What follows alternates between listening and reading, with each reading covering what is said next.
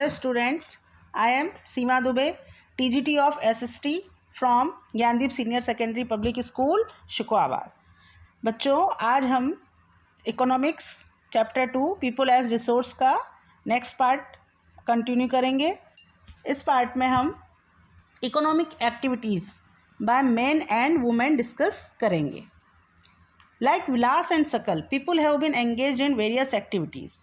We saw that Vilas sold fish and Sakal got a job in the firm. The various activities have been classified into three main sectors, that is primary, secondary and tertiary. हमने पिछले part में जो people as resource उसके first part में हमने विलास and सकल की story पढ़ी थी, जिसमें हमने पढ़ा था कि विलास एक फिशरमैन का बेटा है जो मछली जिसकी मदर फ़िश बेचती है मार्केट में और बहुत मिनिमम इनकम अर्न करती है। ऐसे ही विलास भी उसी ऑक्यूपेशन को अपनाता है, वो भी आगे चल के फ़िश सेलिंग का काम करता है। लेकिन उसका जो फ्रेंड है सकल, वो हायर एजुकेशन लेकर डिप्लोमा कोर्स करके किसी कंपनी में जॉब करने लगता है और वहाँ पर एक सॉफ्टवेयर बनाता है। वो सॉफ्टवेयर बहुत अच्छे से उस कंपनी को के प्रोडक्शन को बढ़ाता है, उसके कारण उसकी इनकम बढ़ती है, तो उसका प्रमोशन भी होता है। तो हमने यहाँ पर देखा था कि विलास फिश बेचता है और सकल को एक फर्म में जॉब मिल गई। तो the various activities have been classified. तो ये कई सारी एक्टिविटीज़ होती हैं। कोई मार्केट में जाके फ़िश बेचने का काम कर रहा है, तो कहीं कंपनी में जॉब कर रहा है, तो कोई किसी के खेतों में काम कर रहा है, कोई बिल्डिंग बनाने का काम कर रहा है, कोई फैक्ट्री में जाके कपड़े बनाने का काम कर रहा है। बहुत सारी एक्टिविटीज़ होती हैं और इन एक्टिविटीज़ को हमने मेनली 3 सेक्टर्स में डिवाइड किया। फर्स्ट एक्टिविटी कहलाती है primary sector, secondary sector and third is tertiary sector. Primary sector includes agricultural, forestry, animal husbandry, fishing, poultry, farming, mining and quarrying. जो प्राइमरी सेक्टर है ये रिलेटेड होता है आपका नेचर के साथ में। जितनी भी नेचुरल एक्टिविटीज़ आती हैं वो सब प्राइमरी सेक्टर्स में आती हैं, जैसे agriculture, forestry, animal husbandry, fishing, poultry, farming, mining and quarrying, ये सब कुछ प्राइमरी सेक्टर में आता है। Manufacturing is included in the secondary sector. और जितना भी ये तो सब जो हमने नेचुरल प्रोडक्ट जैसे कि कॉटन को हमने रखा एग्रीकल्चर सेक्टर में या प्राइमरी सेक्टर में, और उस कॉटन को जब हम मार्केट में लेके आए, हमने उसको बेचा, तो किसी इंडस्ट्री वाले ने उसको ख़रीदा, तो उससे मैन्युफैक्चरिंग, उससे कपड़ा बना दिया, तो वो आपका सेकेंडरी सेक्टर में आ गया। मीन्स जो भी रॉ मटेरियल था उसको हमने फिनिश्ड गुड में कन्वर्ट कर दिया। अब इसके बाद में आता है आपका टर्शरी सेक्टर। टर्शरी सेक्टर में trade, transport, communication, banking, education, health, tourism, services, insurance etcetera आते हैं। ये सब आपका जितनी भी सर्विसेज जो आपको आगे बढ़ाने के लिए, अब जैसे कपड़ा बन गया इंडस्ट्री में, तो वो कपड़ा मार्केट में आके बेचा जाएगा, तो उसके लिए उसको ट्रांसपोर्ट किया जाएगा, कम्युनिकेशन किया जाएगा, फाइनेंस कराया जाएगा, और उसके लिए जो है इंश्योरेंस भी कराया जाएगा दुकान का कि कहीं कोई नुकसान वगैरह होता है तो वो उसको कवर अप कर लिया जाए। तो ये सब सर्विस हैं, इन सबको हम टर्शरी सेक्टर में इंक्लूड करते हैं। The activities in this sector result in the production of goods and services. तो ओवरऑल बात है कि ये प्राइमरी सेक्टर है या सेकेंडरी सेक्टर है या टर्शरी सेक्टर, जो एक्टिविटीज़ है इन सेक्टर की, उनमें क्या होता है, सामान बनता है, प्रोडक्शन ऑफ गुड्स होता है और उसकी सर्विसेज सबको मिलती हैं। These activities add value to the national income. और ये जो एक्टिविटीज़ परफॉर्म की जाती हैं, इनकी जो वैल्यू होती है, इनका जो मूल्य होता है, वो हमारी नेशनल इनकम या राष्ट्रीय आय में ऐड किया जाता है। These activities are called economic activities. इसीलिए ये जो एक्टिविटीज़ होती हैं, प्राइमरी सेक्टर की एक्टिविटीज़, सेकेंडरी सेक्टर की एक्टिविटीज़, टर्शरी सेक्टर की एक्टिविटीज़, जिसमें प्रोडक्शन ऑफ गुड्स और सर्विसेज किया जाता है, इन्हीं सबको हम, और जिनकी वैल्यू नेशनल इनकम में ऐड की जाती है, उसको हम कहते हैं economic activities. Economic activities have 2 parts. Market activities and non market activities.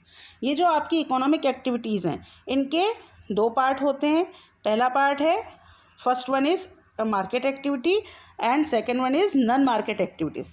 Market activities involve remuneration to anyone who perform, that is activity perform for pay और प्रॉफिट। मार्केट एक्टिविटीज़ में इन्वॉल्वमेंट होता है कि जैसे अगर किसी ने भी कोई काम किया तो उसका भुगतान करना, रिम्यूनरेशन मीन्स उसको पे करना, भुगतान करना। जैसे किसी ने कोई भी वर्क किया तो उसके बदले में उसको पेमेंट देना, that is activity perform for pay और प्रॉफिट। कोई भी एक्टिविटी परफॉर्म की जाती है जिससे किसी को पेमेंट दिया जाए या फिर कोई व्यक्ति अपने प्रॉफिट के लिए उस एक्टिविटी को परफॉर्म करे। This included production of goods और सर्विसेज। और ये जो एक्टिविटीज़ होती हैं मार्केट एक्टिविटी, इनमें प्रोडक्शन होता है सामान का और सर्विसेज का, इंक्लूडिंग गवर्नमेंट सर्विस, और इसमें गवर्नमेंट सर्विस भी शामिल होती है, मीन्स जो प्राइवेट भी है और ये गवर्नमेंट सर्विस भी इसमें आती हैं। Non market activities are the production for self consumption. और वहीं जो दूसरी एक्टिविटी है जिसको हम नॉन मार्केट एक्टिविटी कह रहे हैं, तो ये जो नॉन मार्केट एक्टिविटीज़ हैं इनमें जो प्रोडक्शन किया जाता है वो प्रोडक्शन सिर्फ सेल्फ कंजम्पशन के लिए होता है। जैसे कि एग्रीकल्चरल, जिनके पास में स्मॉल लैंड है, ज़मीनें हैं और वो फार्मर खेती कर रहे हैं, लेकिन वो सिर्फ अपने सेल्फ कंजम्पशन के लिए कर रहे हैं। जो भी कुछ बना रहे हैं, जो भी कुछ उगा रहे हैं, जो प्रोडक्शन कर रहे हैं, वो अपनी फैमिली के लिए ही कर रहे हैं। या फिर अगर हम किसी बिजनेस की छोटा मोटे उसकी बात कर लें, किसी मैन्युफैक्चरिंग की, तो जो बनाया जा रहा है, जो प्रोडक्शन किया जा रहा है, वो सिर्फ फैमिली के कंजम्पशन के लिए ही किया जा रहा है। This can be consumption and processing of primary product and on account production of fixed asset. और ये जो नॉन मार्केट एक्टिविटीज़ होती हैं इनमें जो भी चीज़ें बनाई जाती हैं प्राइमरी प्रोडक्ट से, मीन्स रॉ मटेरियल से जो भी फिनिश गुड बनाया जाता है, तो उनमें जो भी कंजम्पशन होता है या उसका जो प्रोसेसिंग किया जाता है वो मिनिमम जो 90 तुले उनके पास में जो सामान जो असेट होते हैं उनसे ही वो कंप्लीट कर लिया जाता है। Due to historical and cultural reason there is a division of labour between man and women in the family. अगर हम बात करें, अगर हिस्टोरिकल रीजंस को और कल्चरल रीजंस को देखें हम, अगर हम हिस्ट्री को उठा के देखें और हमारे यहाँ के कल्चर को देखें, तो उसके हिसाब से हमें हमारे कंट्री में जो लेबर है उसका डिवीज़न साफ साफ दिखाई देता है, और वो है मैन एंड वुमेन के बीच में division. Women generally look after domestic course and man work in the fields. बच्चों, हमने शुरू से ही ये देखा है कि ज़्यादातर आमतौर पर महिलाएं घर का काम करती हैं, वो गृहिणी होती हैं, घरेलू काम करती हैं, और जो मेन होते हैं वो बाहर का काम करते हैं, वो जॉब वगैरह करते हैं, फील्ड वर्क सारा मेन करते हैं। आमतौर पर हमने अभी तक हिस्टोरिकल उसमें अगर बैकग्राउंड में जाके देखें तो हम ऐसा ही देखते आए हैं। Sakal's mother Sheela cooks food, clean utensils, washes clothes, cleans and house and looks after her children. अगर सकल की मदर की बात करें, सकल की मदर शीला खाना बनाती है, बर्तन धोती हैं, कपड़े धोती हैं, घर को साफ़ सुथरा रखती हैं और अपने बच्चों की देखरेख करती हैं। Sakal's father Buta cultivates the field, sells the produce in the market and earns money for the family. और सकल के जो फादर है बूटा चौधरी, वो क्या करते हैं, वो खेतों में वो फार्मिंग का काम करते हैं, और जो प्रोडक्शन होता है, जो भी प्रोड्यूस आता है उसको मार्केट में बेचते हैं, फिर उससे जो मनी मिलती है उनको, उससे अपनी फैमिली के खर्चों को चलाते हैं।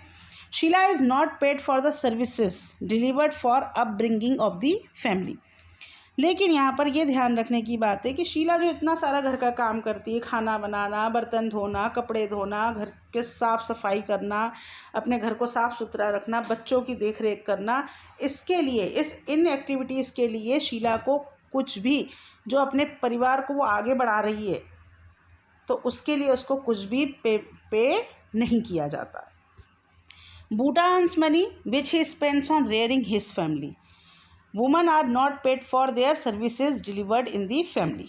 बूटा जो मनी को अर्न करता है तो उसको वो अपने फैमिली के खर्चों पर, अपनी फैमिली के जितने भी खर्चे होते हैं उन पर खर्च करता है उस रुपए को। Women are not paid for their service delivered in the family. लेकिन जो वुमेन्स होती हैं, जो महिलाएं होती हैं, जो काम करती हैं घर में, उनको उसके लिए कुछ भी पे नहीं किया जाता, उसके लिए उनको कुछ भी पेड नहीं किया जाता। The household work done by woman is not recognised in the national income. यहाँ हमें एक बात ध्यान रखनी है कि जो भी हाउस होल्ड वर्क, जो भी घर के लिए सेल्फ कंजम्पशन के लिए जो भी काम किया जाता है, मीन जो नॉन मार्केट एक्टिविटीज़ होती हैं, तो उनको यहाँ पर अभी हम वुमेन की बात कर रहे हैं, तो जो वुमेन की जो घर के कामकाज करती हैं उन सबको नेशनल इनकम का पार्ट नहीं माना जाता।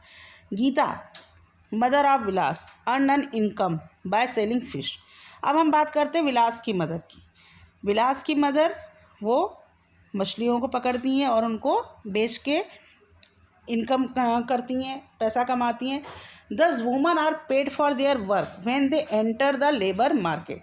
तो यहाँ पे हमें ये समझना ज़रूरी है कि यहाँ पे वुमेन को पे किया जा रहा है, लेकिन कब पे किया जा रहा है? जब वो लेबर मार्केट में एंटर कर चुकी हैं, मीन्स वो कुछ काम कर रही हैं, मार्केट एक्टिविटी के लिए काम कर रही हैं। लेकिन सकल की मदर शीला मार्केट एक्टिविटी के लिए कोई काम नहीं कर रही हैं। और यहाँ पर विलास की मदर गीता लेबर मार्केट के लिए या मार्केट के लिए काम कर रही, वो मछलियों को पकड़ती है और मार्केट में जाकर बेचती है। Their earning like that of their male counterpart is determined on the basis of education and skill. अब ये जो वुमेन्स जो लेबर मार्केट में एंटर करती हैं, इनकी जो अर्निंग होती है, अगर इनको हम कंपेयर करें, मेल और फीमेल की अर्निंग को अगर हम कंपेयर करें, तो ये हम कैसे डिटरमाइन करते हैं कि ये एजुकेशन और स्किल के अकॉर्डिंग हम डिटरमाइन कर पाते। गीता विलास की मदर पढ़ी लिखी नहीं है, पूरे दिन भर में वो जो थोड़ी बहुत मछलियाँ पकड़ती हैं दूसरे के हायर्ड पॉन्ड से, तालाब से, जो किसी और का तालाब है और उसमें उस परमिशन लेके मीन जो मछलियाँ पकड़ती हैं उसके बदले का वो उसको पेमेंट भी करती हैं, किराया देती हैं, तब जाके वो मछलियाँ पकड़ के लेके मार्केट में जाके बेचती हैं और उसके बाद में जो अर्न होता है तो उससे अपनी फैमिली का खर्चा चलाती।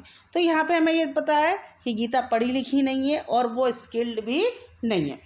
और यहीं जो मेल काउंटर पार्ट्स होते हैं, जो और उनके जो साथी होते हैं जो मेल हैं, वो थोड़े बहुत अगर एजुकेटेड हैं या स्किल्ड हैं तो उनकी अर्निंग उनसे ज़्यादा होती है।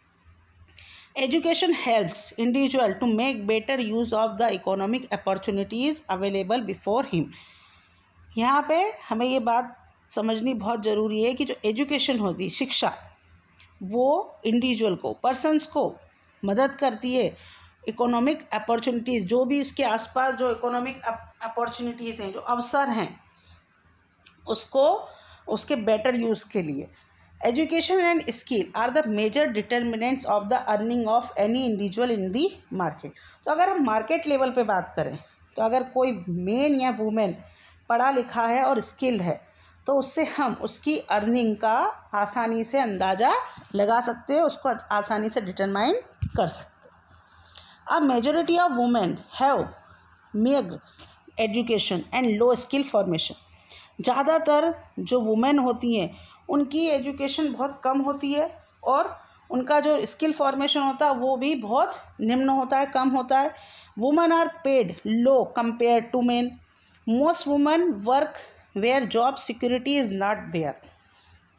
और जो वुमेन होती हैं उनको मेन के कंपेयर में तो पेमेंट कम दिया ही जाता है, मीन्स उनको जो सैलरी दी जाती है वो कम दी जाती है। Most women work where job security is not there. ज़्यादातर महिलाएं ऐसी जगह पर काम करती हैं जहां पर उनकी जॉब की सिक्योरिटी नहीं रहती है, मीन्स कहीं पर 2 महीने के लिए काम मिल गया, कहीं 3 महीने के लिए, कभी किसी ने हटा दिया, कोई जॉब की सिक्योरिटी नहीं है, काम ज़्यादा लिया जाता है, उसके बदले में उनको पेमेंट कम दिया जाता है। Various activities relating to legal protection is merge. बहुत सारी एक्टिविटीज़ ऐसी भी हैं जिनको लीगल प्रोटेक्शन नाम मात्र का मिलता है, उनको बहुत कम लीगल प्रोटेक्शन मिलता है। Employment in this sector is characterised by irregular and low income. और ये जो सेक्टर है इस सेक्टर में जो एम्प्लॉयमेंट होता है, जो आपका जो हम बात कर रहे हैं जहाँ पर लीगल प्रोटेक्शन कम मिलता है, ऐसे सेक्टर में जो रोज़गार मिलते हैं वो इरेगुलर होते हैं और लो इनकम के होते हैं। मतलब जब मर्जी आई तब रख लिया एम्प्लॉयज़ को और जब मर्जी आई तब उनको निकाल दिया। काम बहुत ज़्यादा लिया जाता है और उसके बदले में जो उनको सैलरी या जो पेमेंट दिया जाता है वो कम दिया जाता है। In this sector there is an absence of basic facilities like maternity leave, child care and other social security system. और ये जो सेक्टर है, इस सेक्टर में जो बेसिक फैसिलिटीज़ हैं वो भी उनको बहुत कम मिलती हैं। जैसे उनको मैटरनिटी लीव नहीं मिलती है, मातृत्व अवकाश नहीं मिलता है, बच्चे की देख रेख के लिए भी कोई छुट्टी नहीं मिलती है, सोशल सिक्योरिटी सिस्टम नहीं होता उनके लिए कि किसी भी तरीके का अगर कोई सिक्योरिटी सिस्टम उनके लिए दिया जाता हो। However, women with high education and skill formation are paid at par with the men।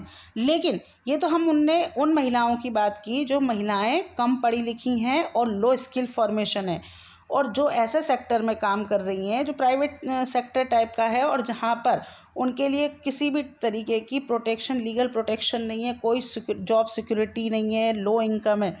लेकिन अगर यही महिलाएं हाई एजुकेटेड हैं और स्किल्ड हैं तो उनको जितना मेन को दिया जाता है पेमेंट, जो सैलरी है, उतनी ही उनको भी मिलती है, कई बार उनसे ज़्यादा भी मिलती है। अमंग द ऑर्गेनाइज सेक्टर, तो यहाँ पे तो हमने जो पहले अभी पढ़ा था वो अनऑर्गेनाइज सेक्टर था। लेकिन अगर हम बात करें ऑर्गेनाइज सेक्टर की, जहाँ पर ऑर्गेनाइज सेक्टर वो सेक्टर होते हैं जहाँ पर लीगल प्रोटेक्शन बहुत सारे होते हैं। तो उस ऑर्गेनाइज सेक्टर में teaching and medicine attract them the most. तो जो वुमेन्स होती हैं तो उनको ऑर्गेनाइज सेक्टर में सबसे ज़्यादा जो पसंद आता है वो टीचिंग और मेडिसिनल मीन्स मेडिकल जो सेक्टर होता है, सर्विस सेक्टर, वो उनको ज़्यादा पसंद आता है। Some women have entered administrative and other services including job that need high levels of scientific and technological competence. कुछ महिलाओं को कुछ वुमेन को अब एडमिनिस्ट्रेटिव जॉब जैसे IAS, PCS इस टाइप के जॉब्स, इनकी सर्विसेज, और उसके साथ साथ में scientific level, high levels of scientific, जो बहुत रिसर्च वगैरह करना, बड़े बड़े जो अनुसंधान वगैरह करना, टेक्नोलॉजिकल कॉम्पिटिशन्स जहाँ पर होते हैं उनमें जॉब करना उनको पसंद आने लगा, उसमें वो जॉब करने लगी, मीन्स उसमें वो एंटर कर चुकी हैं। अब यहाँ पर क्वेश्चन है, आस्क योर सिस्टर और your classmate what she would like to take up as a career. यहाँ आपको अपनी बहन या अपने क्लासमेट से पूछना है कि वो करियर के लिए, करियर के रूप में क्या लेना, क्या किस ऑप्शन को चूज़ करना पसंद करेंगे। अब हम बात करते हैं क्वालिटी ऑफ पॉपुलेशन की, कि ये जो पॉपुलेशन है, जो पीपल एज रिसोर्स है, ये एसेट हैं, तो इनकी क्या क्वालिटी होती है, क्या क्या चीज़ें होनी चाहिए इनके लिए। The quality of population depends upon the literacy rate, health of a person indicated by life expectancy and skill formation acquired by the people of the country. तो किसी भी पॉपुलेशन की क्वालिटी डिपेंड करती है कि वो पॉपुलेशन की literacy rate, साक्षरता दर कितनी है, उस पॉपुलेशन की हेल्थ कैसी है, गुड हेल्थ है और बैड हेल्थ है। उसके अलावा जो पर्सन्स हैं, जो पॉपुलेशन है उसमें जो लोग हैं, जो पीपल्स हैं, उनकी लाइफ एक्सपेक्टेंसी, उनकी जो जीवन मतलब उनकी एज लिमिट कितनी है, एंड स्किल फॉर्मेशन, और वो स्किल्ड हैं या अनस्किल्ड, ये सब चीज़ें उस कंट्री की क्वालिटी ऑफ पॉपुलेशन को डिटरमाइन करती हैं। The quality of the population ultimately decide the growth rate of the country.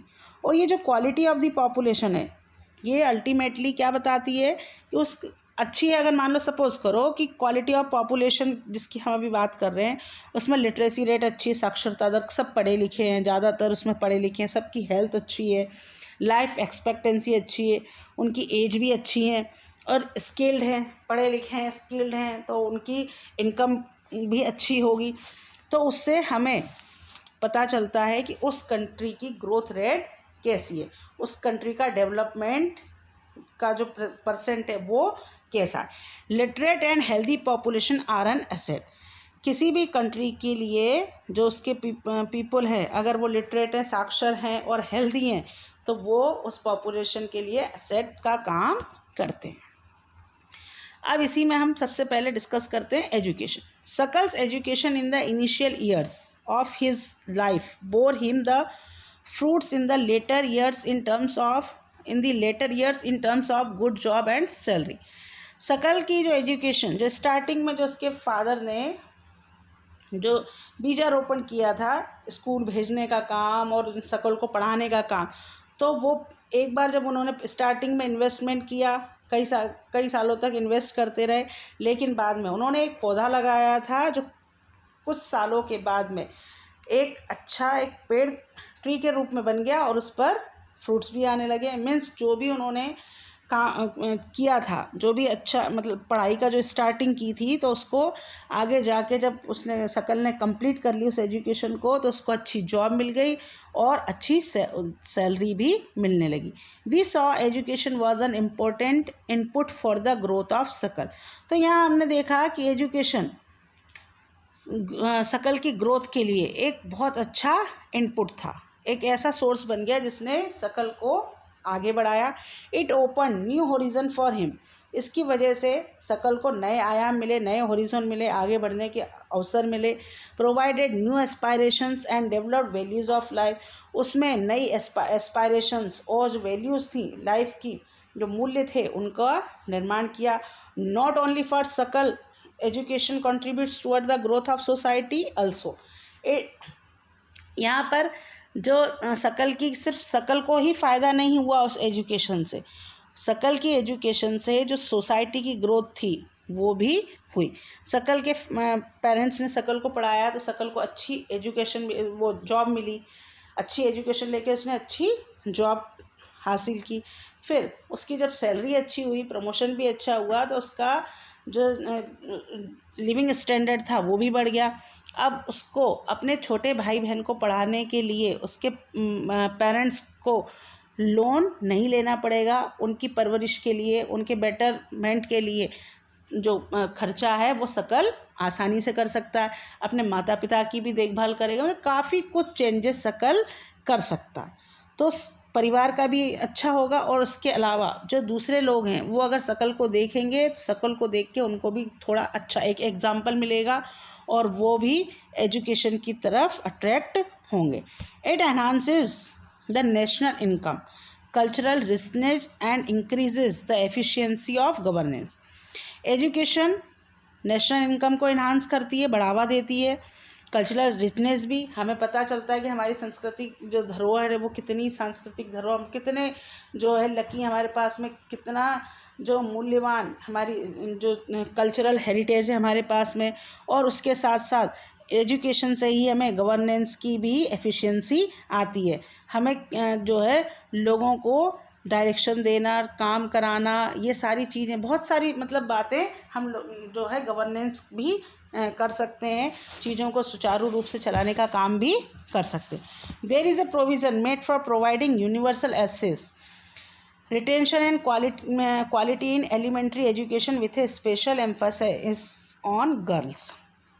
अब तो हमारी कंट्री में एक प्रोविज़न भी बना दिया गया, universal access, retention and quality in elementary education, जिसमें प्राइमरी तक जो प्राथमिक एजुकेशन है, प्राइमरी एजुकेशन, उसको यूनिवर्सली एक्सेस कर दिया गया है कि सभी बच्चों तक, हर किसी को प्राइमरी एजुकेशन मिलनी ज़रूरी है। और उसमें भी सबसे ज़्यादा अगर जिस पर स्ट्रेस दिया गया, जोर दिया गया, तो वो है गर्ल चाइल्ड की एजुकेशन पे। There is also an establishment of pace setting of schools like Navodaya Vidyalaya in east district. उसके अलावा भी यहाँ पर गवर्नमेंट ने जो एक दबाव बनाया, एक जोर दिया है कि हर डिस्ट्रिक्ट में नवोदय विद्यालय खोले जाएं। Vocational streams have been developed to equip large number of high school students with occupational related knowledge and skills. कई सारे वोकेशनल स्ट्रीम्स मीन्स जो जैसे हाई स्कूल के बाद में, 10th के बाद में कुछ ऐसे भी कोर्सेज स्टार्ट किए गए हैं कि जो पढ़ाई करते करते बच्चे उसमें डिप्लोमा वगैरह करके वो अपने नॉलेज और स्किल को बढ़ा सकते हैं और जल्दी ही नौकरी पा सकते हैं। The plan outlay on education has increased from rupees 151 crore in the first plan to rupees 3,766.90 crore in the 11th plan. The expenditure on education as a percentage of GDP rose from 0.64 in 1951-52 to 3.0% in 2015-16 and has remained stagnant around 3% from past few years. हमारे जो government of India ने education के लिए कई सारे plans बनाए और उसमें जो सबसे पहला प्लान बनाया गया था उसमें 151 करोड़ का प्लान बनाया गया था और 11th प्लान के आते आते उसमें जो इन्वेस्टमेंट किया जा रहा था एजुकेशन को बढ़ावा देने के लिए वो 3,766.90 करोड़ रुपीस हो गए थे। और ये जो एक्सपेंडिचर था एजुकेशन पे, अगर हम इसकी बात जीडीपी की बात करें तो ये जो पहला प्लान था उसमें 0.64% था 1951 to 52 में, और यही 2015 और 16 में बढ़कर 3% हो गया था और कुछ सालों से लगातार ये 3% ही बना हुआ है। The budgetary estimate as stated in the budget human being as a positive asset and a precious national resource which needs to be cherished, nurtured and developed with tenderness and care, coupled with dynamism. Each individual's growth presents a different range of problems and requirement.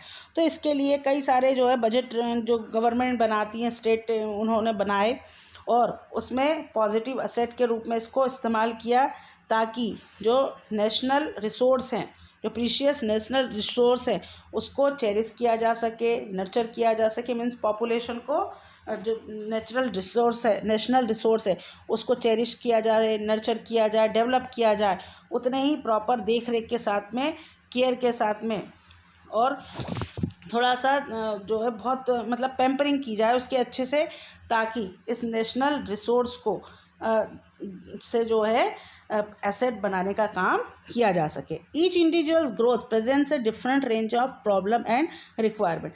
हर व्यक्ति की जो growth है, जो individuals है, persons है, पर person हर different range है प्रॉब्लम्स की, रिक्वायरमेंट्स की।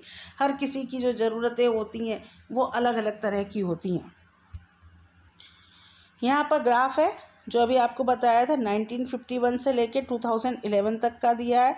इसमें आप देख सकते हैं इकोनॉमिक सर्वे 2017 और 18 भी बताया गया है। ये 2017 और 18 में ये ग्राफ प्रेजेंट किया गया था जो हमारे कंट्री का लिटरेसी रेट दिखाता है कि एजुकेशन पर जो एक्सपेंडिचर किया गया था उसके कारण हमारे यहाँ 1951 में जो ग्राफ था वो कम था, लेकिन अब धीरे धीरे करके ये ग्राफ काफ़ी आगे बढ़ गया है। Documents of union state governments, Reserve Bank of India, the expenditure on education as a percentage of GDP has declined to 2.7% in 2017-18. The literacy rates have increased from 18% in 1951 to 74% in 2010-11. Literacy is not only a right, it is also needed if the citizens are to perform their duties and enjoy their rights properly. तो ये जो हमने अभी graph पढ़ा, कई सारे जो documents हैं यूनियन स्टेट गवर्नमेंट के पास में, रिजर्व बैंक ऑफ इंडिया बताता है, तो उसके अकॉर्डिंग हमें पता चलता है कि एक्सपेंडिचर ऑन एजुकेशन, जो खर्चे एक्सपेंडिचर किए गए हैं एजुकेशन पे, और उनका अगर हम परसेंटेज देखें जीडीपी, तो वो 2.7 से % तक कम हुआ है 2017-18 में। द लिटरेसी रेट, लेकिन जो लिटरेसी रेट थी वो 18% थी 1951 में, और वो 2010-11 में 74% तक बढ़ गई। मीन्स जो जीडीपी थी तो वो तो डिक्लाइन हुई, परसेंटेज ऑफ जीडीपी डिक्लाइन हुई, 2.7% रह गई, लेकिन जो लिटरेसी रेट है वो हमारी कंट्री की अच्छी खासी इंक्रीज़ हुई। तो यहाँ पर literacy is not only A right, तो ये लिटरेसी, साक्षर होना, ये सिर्फ हमारा अधिकार नहीं है कि हमें केवल जो है पढ़ना हमारा राइट है। ये हमें इसलिए भी ज़रूरी है कि सिटीजन्स को अपनी ड्यूटीज़ परफॉर्म करने के लिए, अपने राइट्स को प्रॉपरली इंजॉय करने के लिए उनका नॉलेज होना भी ज़रूरी है, और वो नॉलेज लिटरेसी के द्वारा या फिर एजुकेशन के द्वारा ही मिलता है। However, a vast difference is noticed across different sections of the population. Literacy among males is nearly 16.6% higher than females, and it is about 16.1% higher in urban areas as compared to rural areas. In 2011, literacy rates varied from 94% in Kerala to 62% in Bihar. हालांकि हम अगर अपनी पूरी country की population की बात करें, एक बहुत बड़ा हमें डिफरेंस दिखाई देता है डिफरेंट सेक्शन ऑफ सोसाइटी में।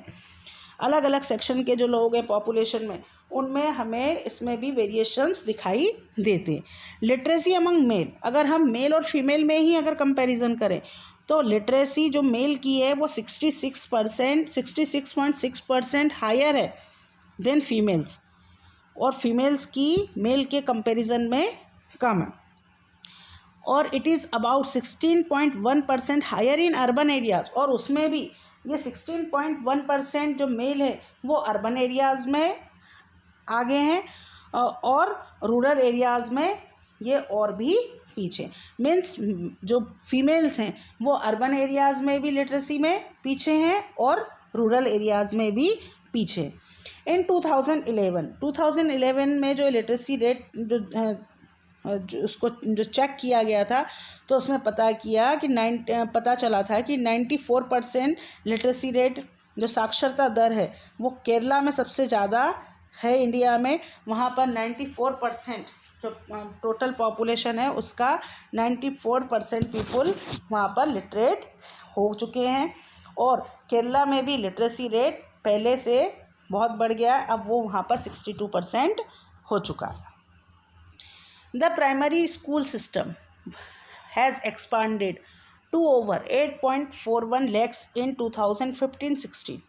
जो प्राइमरी स्कूल्स थे उनके भी सिस्टम को बढ़ाने की कोशिश की गई और वो बढ़ाए गए हैं। 8.41 lakhs 2015 और 16 तक ओपन कर दिए गए primary schools. Unfortunately this huge expansions of school has been diluted by the poor quality of schooling and high dropout rates.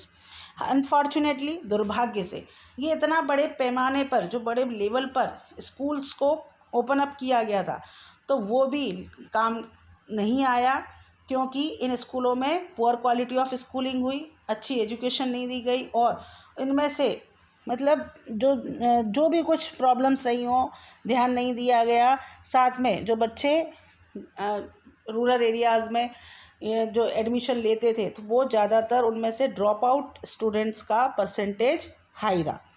Means admission ले लिया और उसके बाद में फिर बच्चे स्कूल नहीं गए, कई बच्चों ने स्कूल छोड़ दिए बीच में ही। सर्व शिक्षा अभियान is a significant step towards providing elementary education to all children in the age group of 6 to 14 years by 2010. 2010 से गवर्नमेंट ने सर्व शिक्षा अभियान की स्टार्टिंग की, और ये एक बहुत इम्पोर्टेंट स्टेप रहा एलिमेंट्री एजुकेशन की तरफ। और इसकी वजह से सभी जो बच्चे हैं, जितने भी जो 6 साल से लेकर 14 साल तक के बच्चों के लिए कंपलसरी एजुकेशन कर दी गई और बच्चों को स्कूल से जोड़ा गया सर्व शिक्षा अभियान के माध्यम से। It is a time bound initiative of the central government. ये टाइम बाउंड इनिशिएटिव था सेंट्रल गवर्नमेंट का। मीन्स जैसे कि डिसाइड कर लिया जाता है कि हमें 5 साल में ये इतना टारगेट अचीव करना है, 10 साल में इतना टारगेट अचीव करना है। तो ये टाइम बाउंड इनिशिएटिव था सेंट्रल गवर्नमेंट का, और इसमें पार्टनरशिप जो थी वो स्टेट गवर्नमेंट की थी, लोकल गवर्नमेंट की। मीन्स इसमें स्टेट गवर्नमेंट ने भी सहयोग दिया था सेंट्रल गवर्नमेंट को, और जो लोकल गवर्नमेंट होती है उसका भी सहयोग था। जो डिस्ट्रिक्ट और जो कस्बों वगैरह की जो लोकल गवर्नमेंट होती है उनका भी इसमें सहयोग मिला गवर्नमेंट को। And the community for achieving, और वहाँ की कम्युनिटी का भी सपोर्ट मिला। उसके बाद में जो गवर्नमेंट थी उन्होंने goal of universalization of elementary education को अचीव कर लिया। और सर्व शिक्षा अभियान का जो मोटो था, जो उनका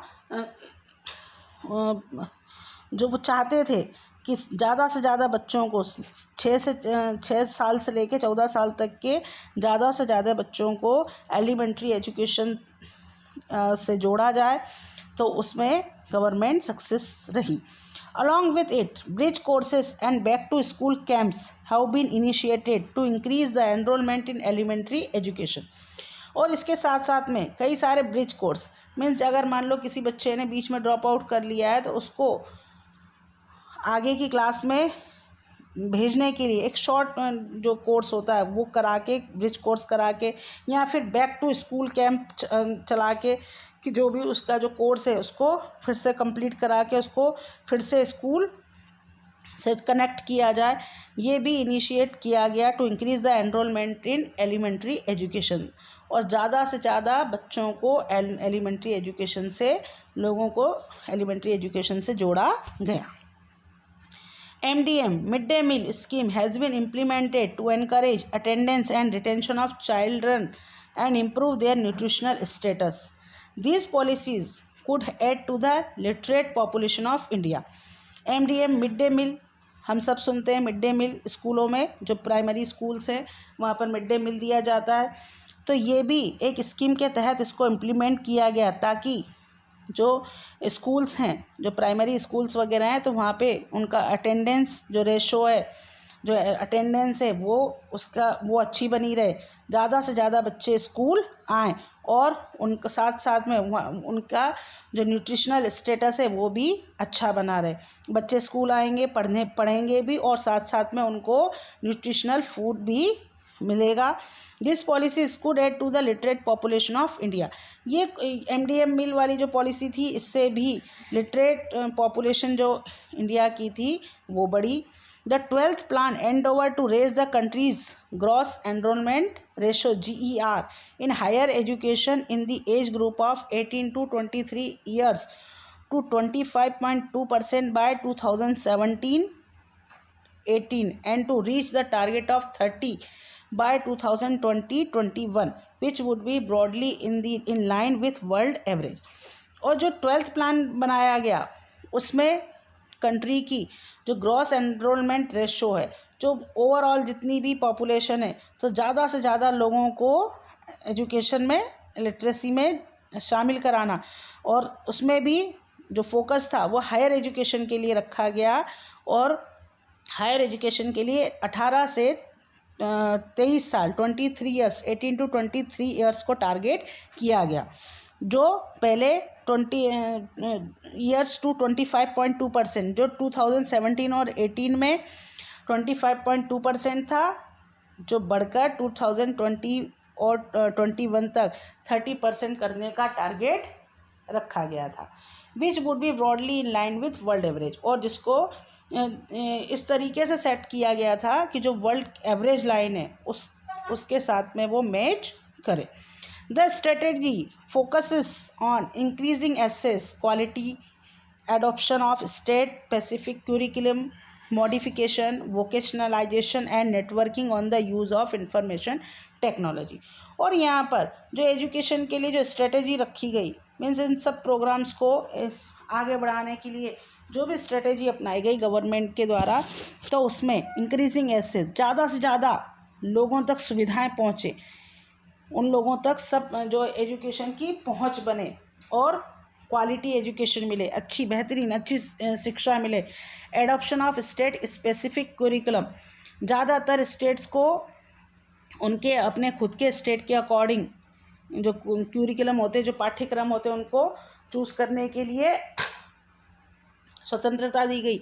मॉडिफिकेशन, जो भी करिकुलम था उसका मॉडिफिकेशन भी किया गया, बहुत सारे चेंजेस, बदलाव किए गए, वोकेशनलाइजेशन किया गया, और साथ साथ में networking on the use of information technology, information technology की से रिलेटेड जो स्टडी थी उसको भी आगे बढ़ाया गया। The plan also focuses on distance education, convergence of formal, non-formal, distance and IT education institution. ये जो प्लान्स थे एजुकेशन के, इनमें डिस्टेंट लर्निंग एजुकेशन मीन्स जो दूरस्थ शिक्षा, जैसे हम यहाँ भी अभी इन दिनों जो हमारी ऑनलाइन क्लासेस चल रही है, इस तरीके की क्लासेस पर भी फोकस रखा गया। मीन्स इसमें convergence of formal non formal, जैसे फॉर्मल क्लासरूम में जाके जो स्टडी होती वो, और नॉन फॉर्मल वो जो कि आप घर पे बैठ के या आप किसी और स्टेट की यूनिवर्सिटी से या स्कूल से कनेक्ट होके और आप अपनी पढ़ाई को आगे बढ़ा सकते हैं। तो ये distance and IT education institution को ओपन किया गया। Over the past 50 years, there has been a significant growth in the number of university and institutions of higher learning in specialized areas. पिछले 50 सालों में there has been a significant growth, बहुत एक significant growth हुई है, जिसमें हमें दिखाई देता है कि नंबर ऑफ़ यूनिवर्सिटीज़ और इंस्टीट्यूशन जो हैं हायर लर्निंग के, वो स्पेशलाइज्ड एरियाज मीन्स ऐसे कई सारे दूर दराज के इलाके, कुछ ऐसे बैकवर्ड एरियाज़ भी थे जहाँ पर स्कूल कॉलेजेस नहीं हुआ करते थे, तो अब वहाँ पर यूनिवर्सिटीज़ और हायर एजुकेशन इंस्टीट्यूशंस को भी खोला गया है। Let us read the table to see the increase in the number of colleges, universities, enrollment of students and recruitment of teachers from 1951 to 2015-16। यहाँ पर हमें एक टेबल दिखाई दे रहा है जिसमें number of institution of higher education, enrolment and faculty दिया गया है। इसमें ईयर भी दिए गए 1951 से लेकर 1950 से लेकर 2018-19 तक। तो 1950 और 51 की बात करें तो इसमें number of colleges 750, number of universities 30, students 2,63,000, teachers in university and colleges 24,000। तो ये हम देखें अगर तो 1990 में भी बढ़ गया, 98 में भी बढ़ गया, 2010-11 में बढ़ा, 12-13 में भी बढ़ा, 2014-15 में भी बढ़ा, 2015 और 16 में, ऐसे करते हुए ये आगे 2017-18 तक के हमारे पास में फिगर्स हैं।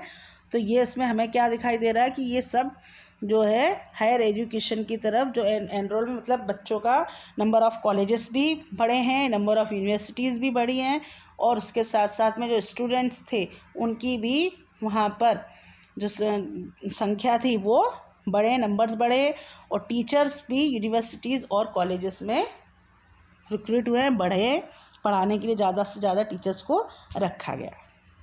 Thank you for watching.